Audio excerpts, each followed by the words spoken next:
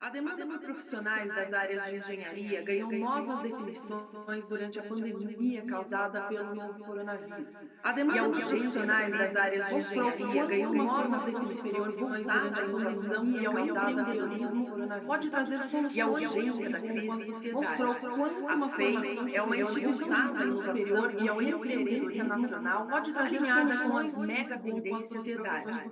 A FEI é uma instituição de ensino superior de referência nacional alinhada com as mega tendências e profissões das engenharias, principalmente quando se trata da inovação e os avanços da tecnologia. A instituição se consolidou com cursos reconhecidos em engenharia, com a gestão da inovação e os avanços da tecnologia, incluindo um curso de graduação em engenharia de robôs, única no Brasil. Para falar sobre tudo isso, está conosco o professor doutor Gustavo Donato, reitor do Centro Universitário da FEI. Boa tarde, professor. Obrigada pela presença aqui. Boa tarde, um prazer, obrigado pelo convite e vamos a um bom diálogo. Maravilha. Bom, para começar, eu gostaria de falar então sobre a engenharia, no cenário aí da pandemia. A produção de insumos, e pesquisas para enfrentar a pandemia revelou a necessidade de uma maior interlocução, entre profissionais de diferentes áreas. Gostaria de saber do senhor como que isso refletiu na atuação dos profissionais da engenharia. Bem, Fernanda, isso é um movimento que já não é de agora, mas é claro que a pandemia gerou uma aceleração sem precedentes. Nós já vínhamos vivendo aí uma mudança completa de paradigma e de mentalidade, não só na educação de engenharia, mas também na atuação da engenharia. A queda das fronteiras entre as áreas e a necessidade de uma articulação, uma multidisciplinaridade muito maior, E isso, agora, no momento de pandemia, tem aumentado assim exponencialmente, O pessoal fala de exponencialidade, mas isso é real. Então, muitas das novas tecnologias que nós estamos usando e as grandes oportunidades, elas estão em interfaces que antes não eram tão exploradas ou não eram devidamente exploradas, até porque as necessidades da sociedade não demandavam. O exemplo, você citou o curso de engenharia de robôs. É um curso que é fruto da nossa visão de futuro. A robótica, ela é uma oportunidade tipicamente de interface.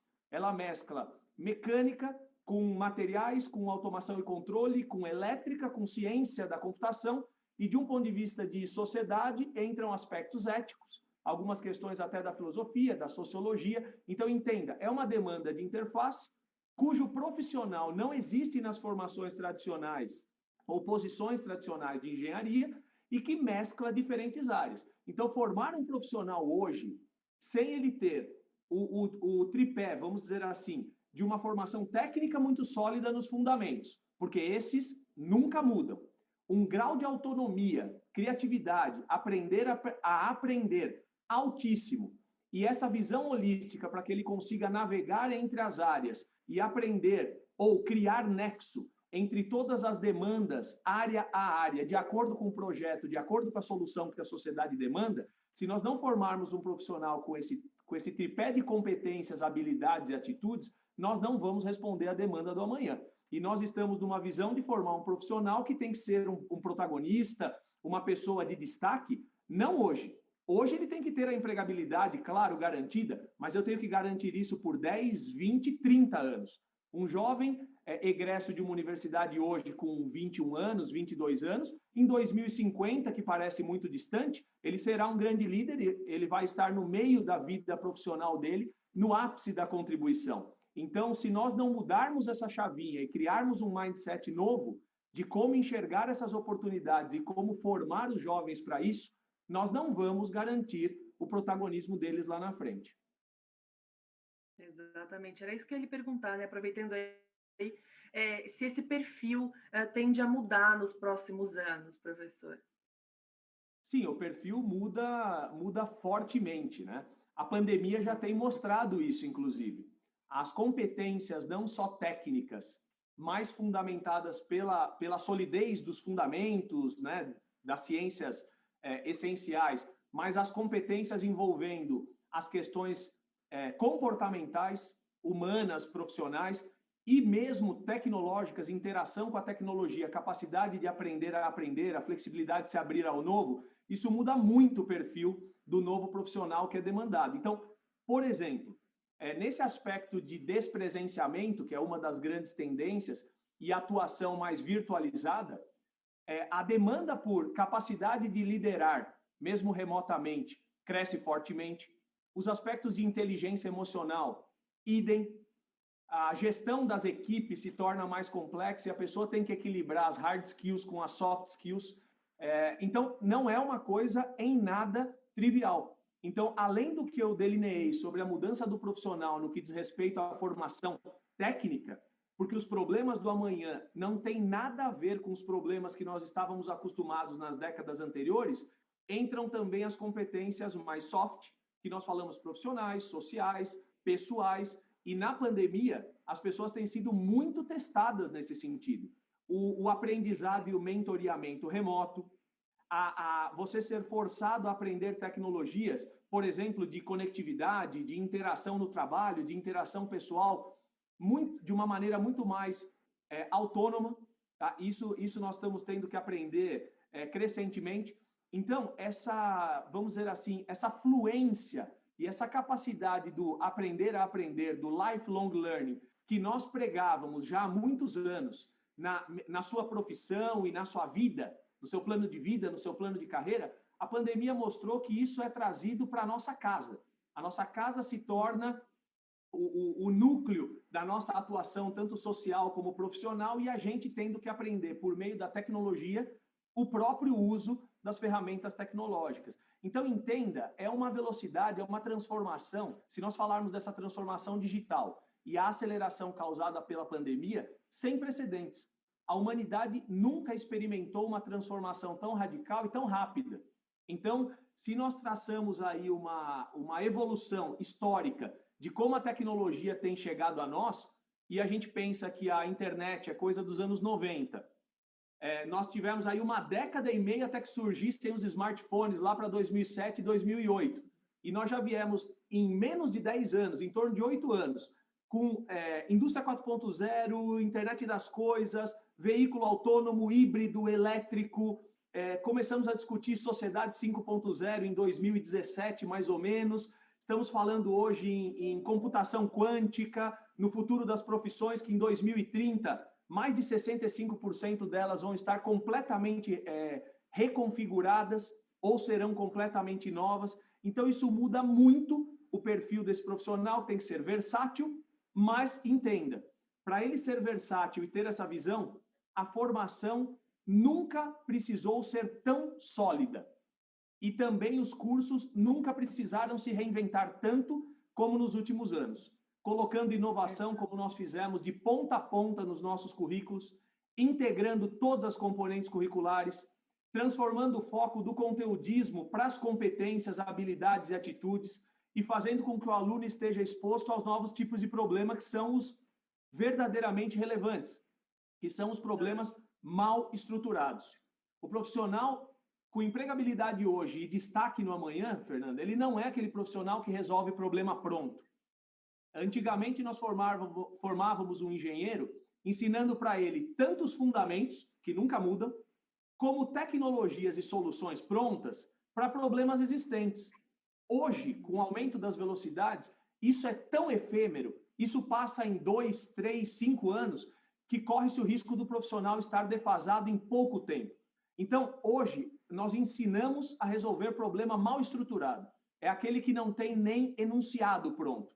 Existe uma demanda. O engenheiro tem que ter a versatilidade de dominar o processo inovador, entender essa demanda, elaborar o enunciado, muitas vezes construir as ferramentas para resolver o problema, porque elas não estão disponíveis. Se ele não tem os fundamentos sólidos, ele não faz isso. E depois de engenheirar uma solução, idealizar e engenheirar, ele coloca em mercado, e é isso que significa inovação. Inovação não é invenção. Invenção é criar, mas inovação é fazer efetivamente chegar na sociedade para o bem-estar dela. Então, o perfil do profissional tem sofrido um shift muito grande, a pandemia nos acelera, traz mais do mundo digital, do mundo agile, e é isso que a gente tem que prestar atenção. Por sorte, nós já tínhamos há alguns anos startado um processo de redesenho de todos os nossos cursos que nós iniciamos em 2019, já completamente nessa mentalidade e completamente alinhado às novas diretrizes de curso nacionais para engenharia. Olha que ótimo, saíram na frente, né, professor? Já haviam planejado e chegou em boa hora, né?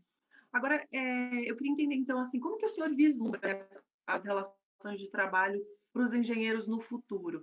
Então, fica meio claro, né, a partir do que a gente conversou agora, que a engenharia vai poder, né, se beneficiar do formato de trabalho à distância, por exemplo.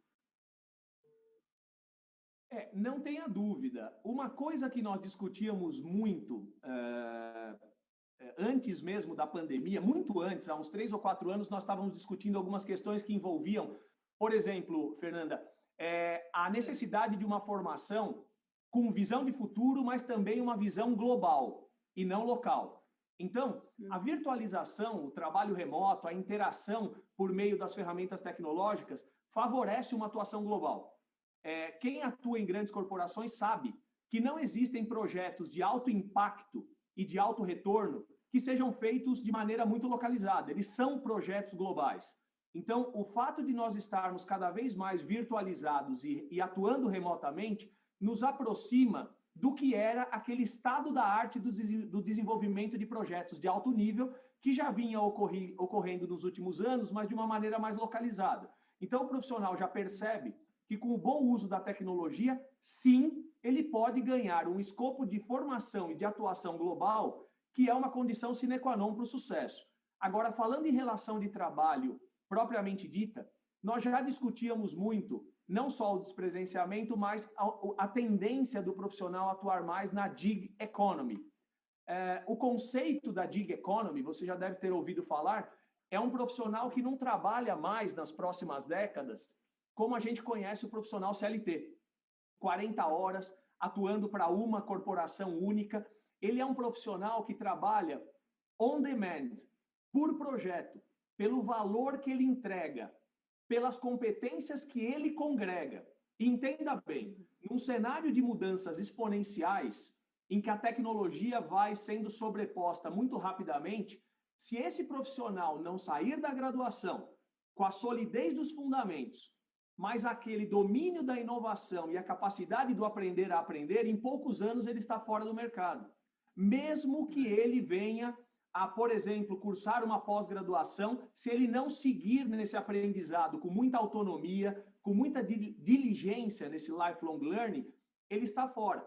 Então, a tendência do gig economy, de você atuar por projeto para mais de uma corporação, como um consultor especializado ou uma pessoa que, o termo que muita gente tem usado já, o nexialista, que se combina com o especialista. Né? O especialista é aquele que on demand vai dar as soluções mais pontuais, mais específicas, mais técnicas. E o nexialista é aquele profissional que cria nexo, faz as pontes e aproveita as oportunidades de interfaces. Essa relação de trabalho, portanto, vai se tornando mais fluida, assim como o aprendizado. E a necessidade da autonomia, ela sai do campo, né, do domínio só das soluções, que tem que ser originais, mas também surge a autonomia de você se preocupar com a sua empregabilidade e com o seu destaque no longo prazo. Então, entenda, por isso, a gente provoca o nosso estudante, desde a primeira hora de aula. Isso não é eu não estou forçando aqui o termo, de fato, na primeira hora de aula, ele recebe um choque que diz respeito a quais são as mega tendências de longo prazo, 2050, e como, com base nelas, ele pode identificar uma área que ele se identifica e traz para o propósito, para a realização. Nessa área, como ele consegue já começar a delinear um plano de curso e um plano de vida e carreira. Porque quando isso faz sentido, se ele se identifica, por exemplo, com tecnologias e saúde, tecnologias para saúde e bem-estar, que tem a ver com uma mega tendência atrelada à longevidade, aumento da expectativa de vida, muitas pessoas centenárias. Se isso faz sentido para ele, e ele quer ter um real impacto na sociedade nas próximas décadas nessa área, desde o começo, com os nossos currículos que são ali flexíveis, tem disciplinas optativas, eletivas, da ciência da computação, da administração e todas das engenharias, ele começa a costurar um plano de curso e um plano de vida e carreira que ele vai se realizar, mas ele vai ser demandado, porque ele tem as competências que a sociedade quer. E ele vai ser feliz. Esse é o ponto. Então, ele pode estar cursando uma engenharia mecânica, ele vai querer fazer disciplinas de automação e robótica voltadas a tecnologias assistivas, a próteses e órteses.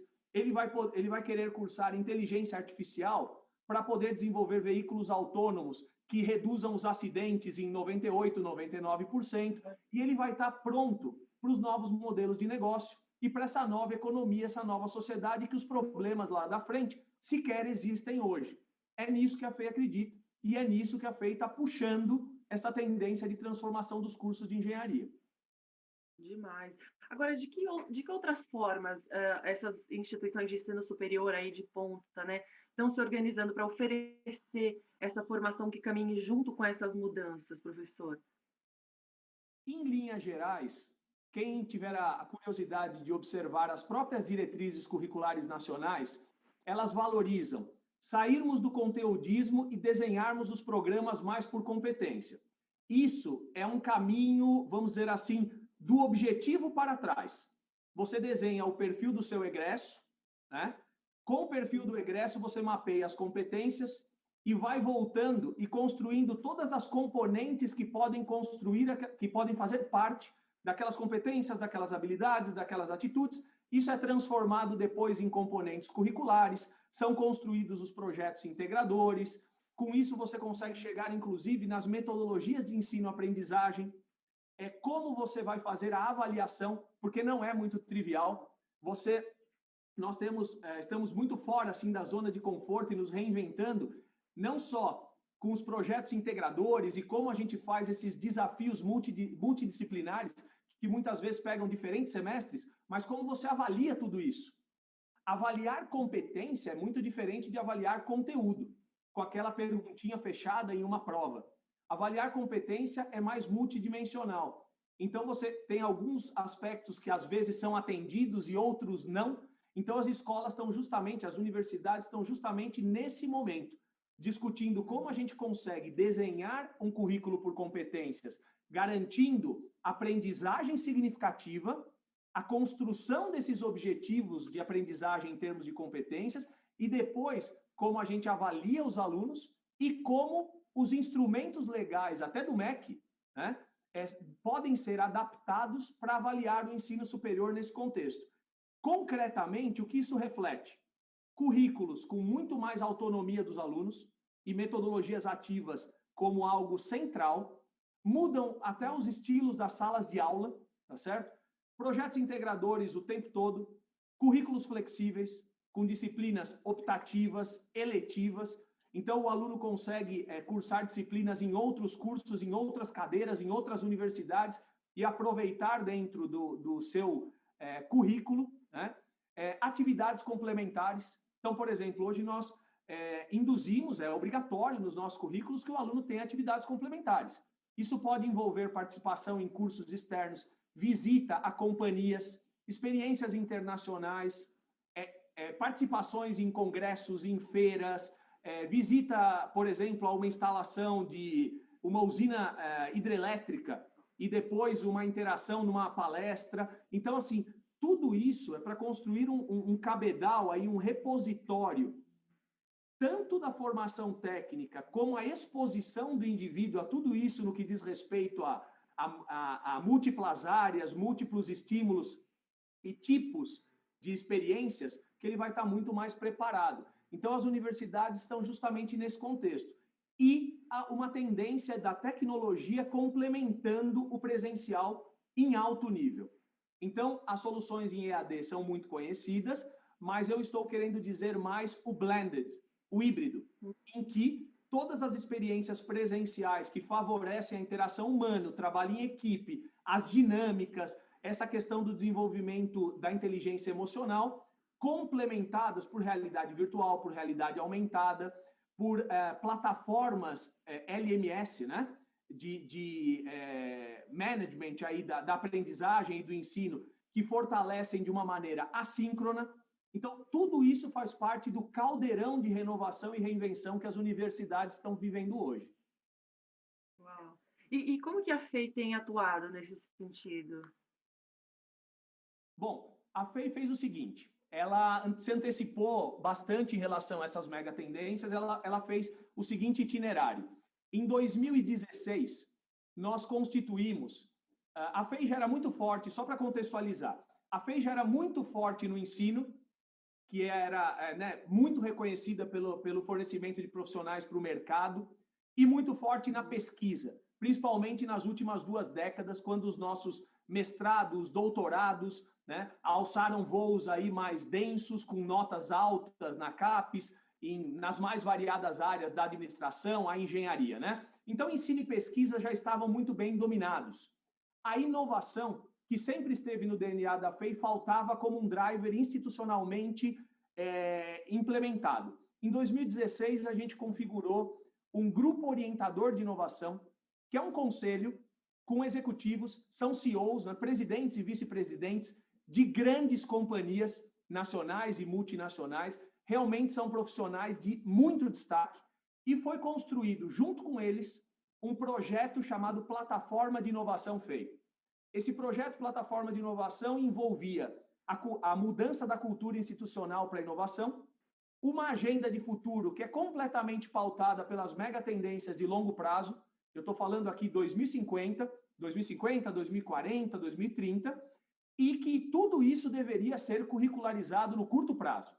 Então, 2016 foi esse desenho, 2017, 2018, nós aceleramos todas as implementações em termos de criamos um grande congresso de inovação, redesenhamos todos os currículos das engenharias, desdobramos essas mega tendências no que seria o profissional do futuro, essas competências, etc.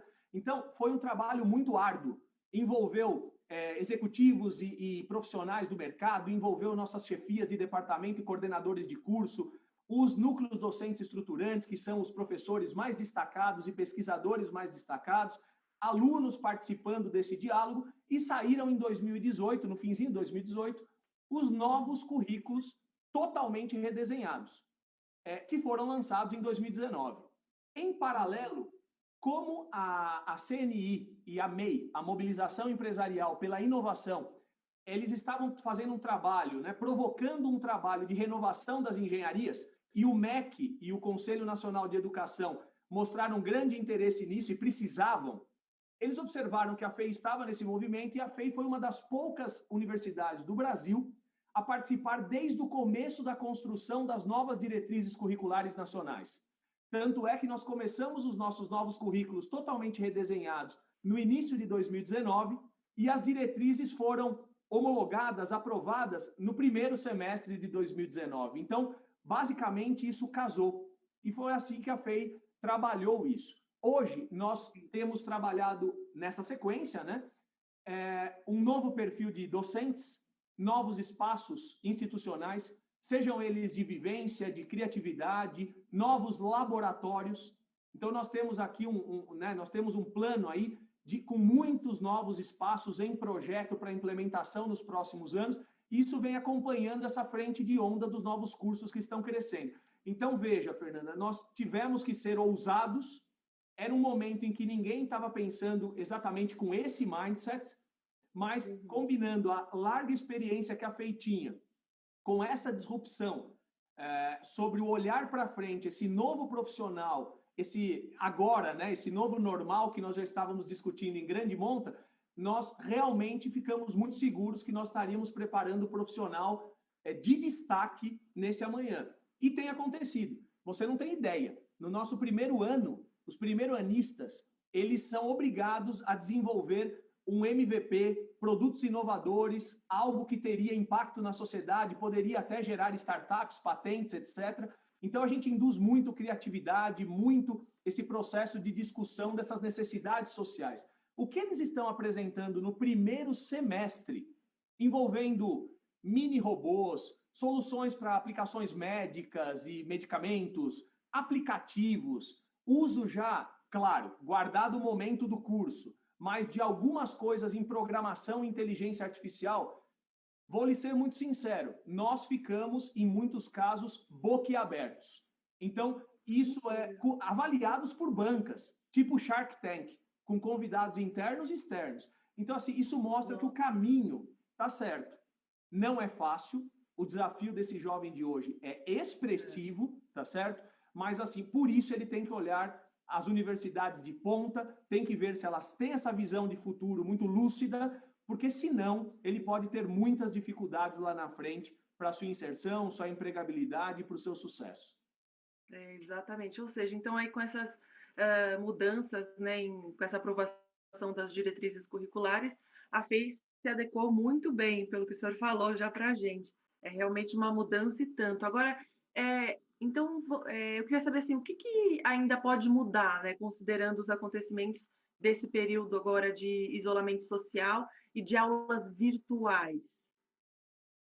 Isto aí era uma tendência já clara, todas as universidades já estavam em um processo de digitalização forte, nós também, e a valorização do ensino híbrido, como eu lhe comentei, mas agora, claro que a derivada, a taxa de aceleração disso aí se torna muito maior, não só no ensino e na atividade fim, mas também no back office e na experiência. A experiência é entregue para os alunos, a experiência é entregue para os professores e para todo mundo que visita e vive esse ambiente universitário em todos os níveis. Então, podemos esperar e devemos muito mais digitalização nos processos, nos sistemas, no back office, nos setores de apoio e muito mais digitalização e uma coexistência do presencial e do virtual em todos os momentos e em todas as metodologias de ensino-aprendizagem, não só do ensino superior, mas também do ensino fundamental, do ensino médio e tudo mais. Então, você pode ver claramente aí na mídia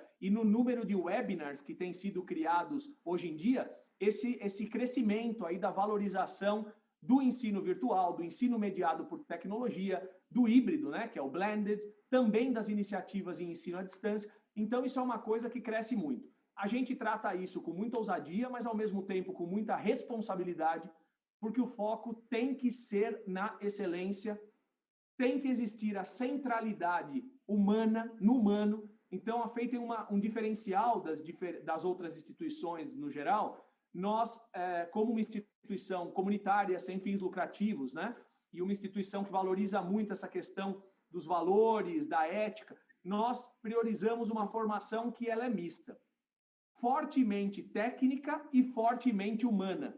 Então, essa combinação está completamente alinhada ao que nós acreditamos que é o futuro, que é a indissociabilidade humano-máquina, humano-tecnologia, e que antes nós tratávamos como indissociabilidade de ensino, pesquisa e extensão, hoje é tudo isso e a tecnologia com o ser humano embutido. Então, é muito mais virtualidade, muito mais autonomia no aprendizado e uma centralidade na atividade do estudante, mas valorizando ele como ser humano e que ele desenvolva soluções que realmente causem impacto na sociedade para o bem comum de todos. A pandemia mudou, inclusive, o nosso mindset. Você pode ver as pessoas valorizando mais qualidade de vida, bem-estar, família, a própria questão de saúde e o ser humano no centro de tudo. Isso é o cerne das discussões que envolvem Sociedade 5.0, que já há alguns anos nós temos discutido. Então, a complementariedade entre as maravilhas do humano e da tecnologia nunca esteve tão valiosa. E isso, felizmente, foi o cerne de toda a discussão e o redesenho de todos os cursos de engenharia da FEI. E isso já estava na missão institucional desde o começo, e isso pautou todos os cursos. Por isso, felizmente, nós estamos tendo um grande sucesso atualmente com os alunos que estão crescendo aí, se formando nos novos programas.